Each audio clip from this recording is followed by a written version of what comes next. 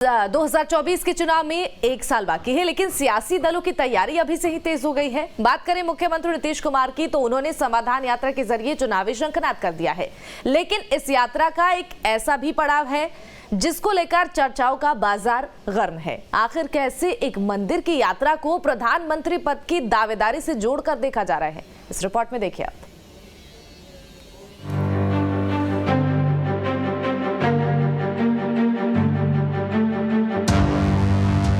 बिहार के मुख्यमंत्री नीतीश कुमार समाधान यात्रा के दौरान 12 जनवरी को दरभंगा पहुंच रहे हैं। इस दौरान वो कई गांवों का दौरा करेंगे, साथ ही कई कार्यक्रमों में शिरकत करेंगे।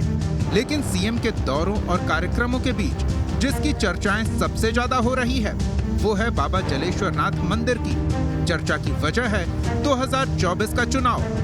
मुख्यमंत्री नीतीश कुमार बाबा जलेश्वर नाथ मंदिर आएंगे, विधि विधान से पूजा अर्चना करेंगे और बाबा पर जलाभिषेक भी करेंगे। लेकिन सीएम की भक्ति साधना के बीच चर्चाओं का बाजार गर्म है कि बाबा के आशीर्वाद से सीएम 2024 में चुनाव को साधने की कोशिश करेंगे, यानी सीधे तौर पर पीएम पद की दावेदारी की तैयारी। अब ऐसे में सवाल ये उठता है कि आखिर इस मंदिर का चुनाव से क्या नाता है। दरअसल होरलपट्टी गांव में स्थित जलेश्वर नाथ मंदिर से मुख्यमंत्री का नाता बेहद पुराना है। इसकी शुरुआत आज से 2 दशक पहले हुई, जब 2005 के चुनाव में सीएम नीतीश की सरकार नहीं बन पाई। चुनाव के बाद बिहार में राष्ट्रपति शासन लागू कर दिया गया था। इसके बाद सीएम नीतीश ने एक यात्रा निकाली थी। यात्रा के दौरान वो बाबा जलेश्वर नाथ मंदिर पहुंचे। सीएम ने विधि विधान से बाबा की पूजा अर्चना की। सीएम के इस यात्रा के बाद दोबारा 2005 के अंत में चुनाव हुआ और एनडीए गठबंधन की जीत हुई और इसी के साथ बिहार में नीतीश कुमार सत्ता के शिखर पर पहुंचे। चूंकि बाबा के आशीर्वाद ने नीतीश कुमार के सियासी सफर को नया मोड़ दिया, ऐसे में इस बार भी सीएम के यहां आने को लेकर सियासी गलियारों में हलचल तेज हो गई है।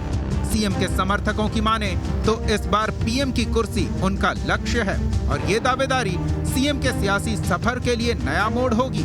लिहाजा 2005 की तरह ही इस बार भी बाबा के आशीर्वाद से नीतीश कुमार मुख्यमंत्री से प्रधानमंत्री की कुर्सी तक का सफर तय करेंगे।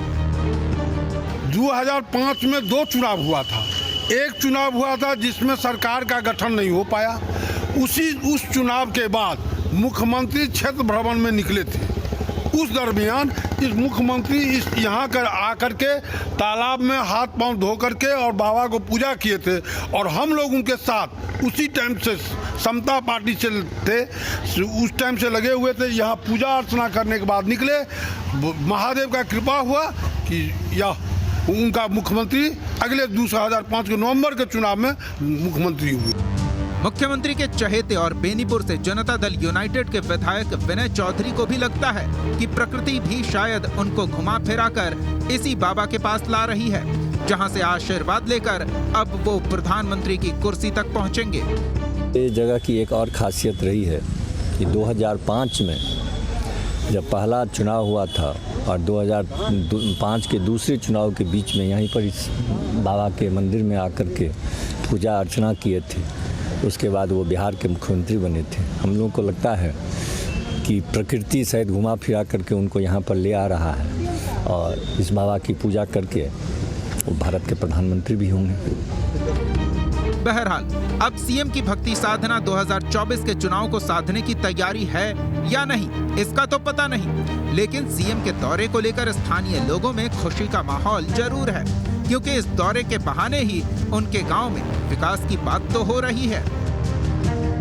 दरभंगा से अमित कुमार के साथ bureau report, news state Bihar Jharkhand.